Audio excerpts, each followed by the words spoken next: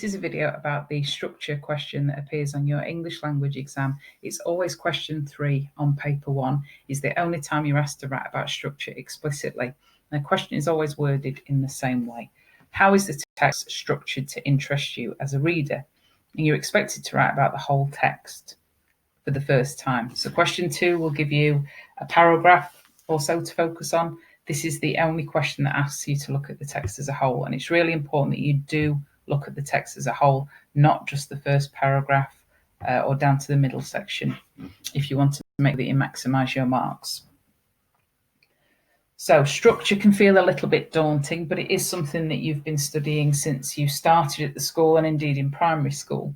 Structure is about how a text is shaped, how it's organised, how it's been sequenced by the writer, all of which are really deliberate decisions. We need to think about how it begins, how it develops, and how it ends. So the easiest way to do that is to break it down into 4 sections. And the 4 sections, actually, when you look through the text, you may find there's more than 4 sections. But given that this is only worth 8 marks, it's important that we don't try and cover absolutely every single aspect of structure. What is important is that we find the aspects of structure that are the best ones to write about. So first of all, we're going to need to write about the opening paragraph. And in that, we want to write about the establishing event. What happens at the beginning of the extract? Why have we started here? And that word establishing or established is an absolutely vital word to use in your first paragraph. It might be that the first paragraph is about the setting only. It might be that we're introduced to a character, or it might be that we focus on an event. Whichever one of those that it is, you need to be able to identify it and write about what's being established and why it's being established to us right at the beginning of the text. The first example of development in the text will be a shift, and that will occur potentially in the next paragraph, or it might be a little bit further down. The shift is what happens next. How does the story move forward?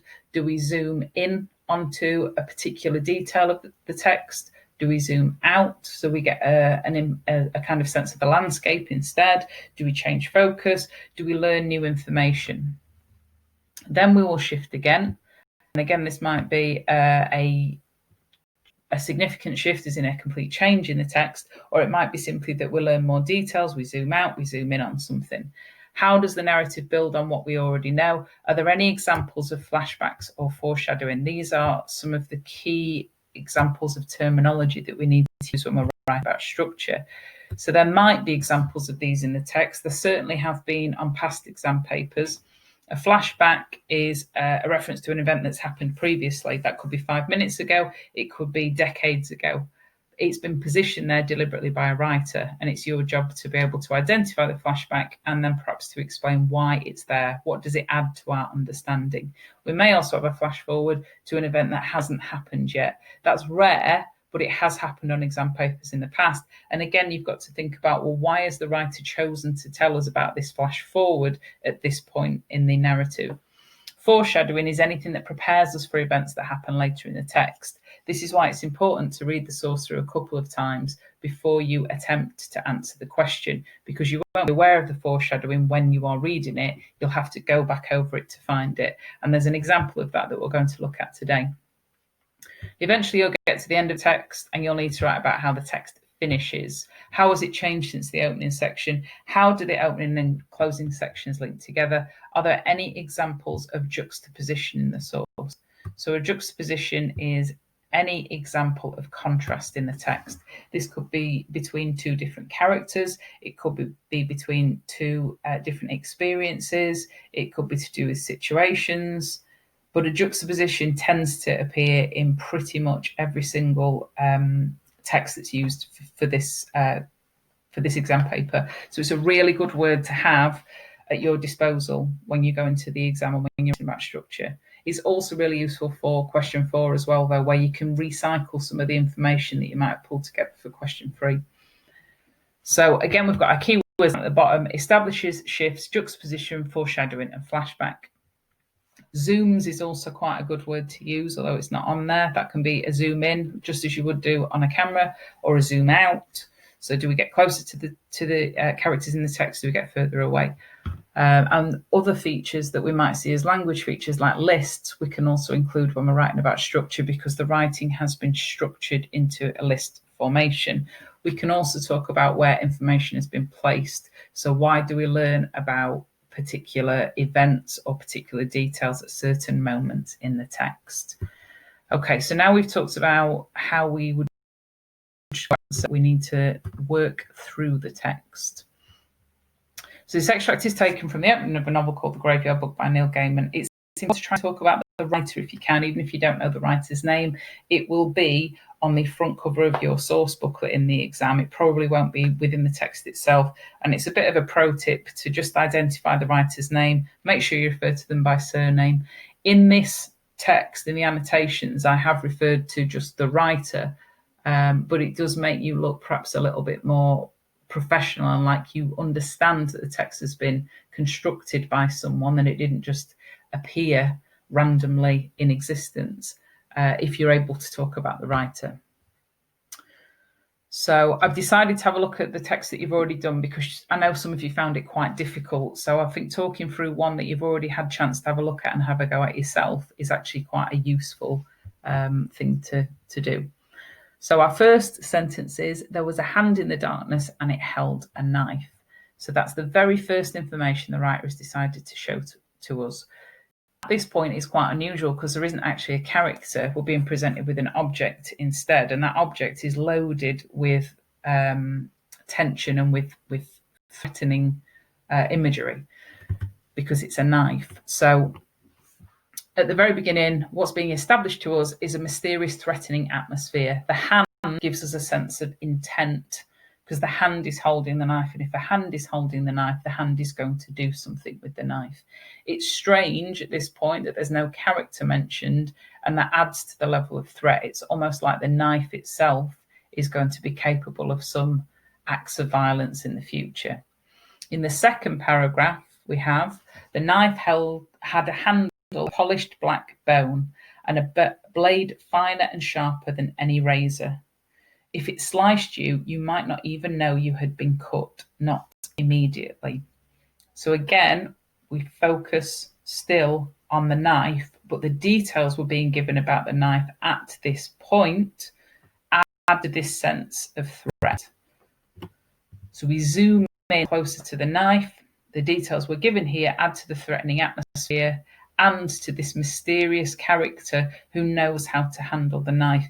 Even the detail of the handle being made of polished black bone, or bone, connects us to the human body, and it makes us think of what that knife might be used for.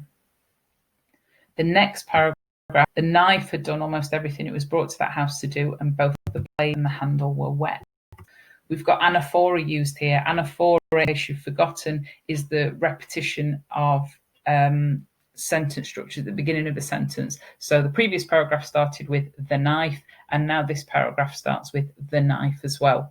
It magnifies the threat. That use of anaphora magnifies the threat. It's really important that we don't just feature spot when we are writing about structure, but that we're able to say what the effect of these features is. Why are they being used by the writer? We get the detail that the knife is wet, and the most obvious implication of it is that it has blood on it, which of course is adding to that threat even more, but it also makes us as readers wonder, whose blood is it? Next paragraph, the street door was still open just a little, where the knife and the man who held it had in, and wisps of nighttime mist slithered and twined into the house through the open door. So there's a definite shift here. We zoom outside, out to the door to the house. The additional details about the man who slipped into the house and the mist all reinforce the threatening atmosphere. Then we've got a much longer paragraph. The man Jack paused on the landing. With his left hand, he pulled out a large white handkerchief from the pocket of his black coat, and with it he wiped off the knife and his gloved white hand which had been holding it. Then he put the handkerchief away. The hunt was almost over. He had left the woman in her bed, the man on the bedroom floor, the older child in the brightly coloured bedroom, surrounded by toys and half-finished models. That only left the little one, a baby, barely a toddler, to take care of. One more and his task would be done. So there's a lot of detail that we're given here, and we actually move into a little bit of a flashback. So it's implied how the knife had become wet, the wetness that we've been told about in the previous paragraphs.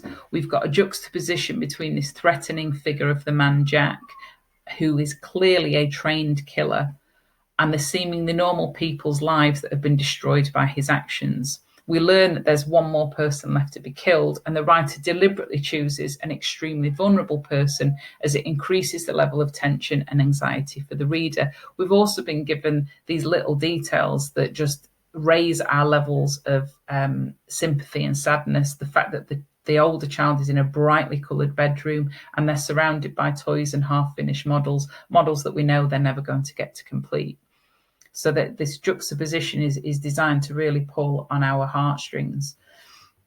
And the fact that 2 adults have been killed and the one person left to be killed is a toddler makes us think that this is kind of a done deal. And what we're going to have to do as readers is watch it happen. He flexed his fingers. The man Jack was, above all things, a professional, or so he told himself, and he would not allow himself to smile until the job was completed. We've got a juxtaposition here between the events in the previous paragraph and the incongruous idea, the really bizarre seeming idea of someone smiling after murdering children. So we've got quite a few examples of juxtaposition that you could pick out here. There's no way you'd write about all these examples in an exam, but you need to pull at the threads that you know you can write about in the most detail. His hair was dark, his eyes were dark, and he wore black leather gloves of the thinnest lambskin. So far we've focused on the knife, we've moved to the outside door, and then we've gone to the man Jack. We've gone into a little bit of a flashback, but now we're following him. And as readers, we're kind of stuck with him, being drawn towards this final job that he's got to do. The toddler's room was at the very top of the house. The man Jack says, his feet silent on the carpeting. Then he pushed open the attic door and he walked in. His shoes were black leather and they were polished to such a shine that they looked like dark mirrors. You could see the moon reflected in them, tiny and half full. So the writer keeps the reader with the man Jack. This is unusual in his stories. We'd usually follow the victim so as to experience their fear empathetically. It's not normal to follow a serial killer or a killer of any kind. It's normal to be with the victim.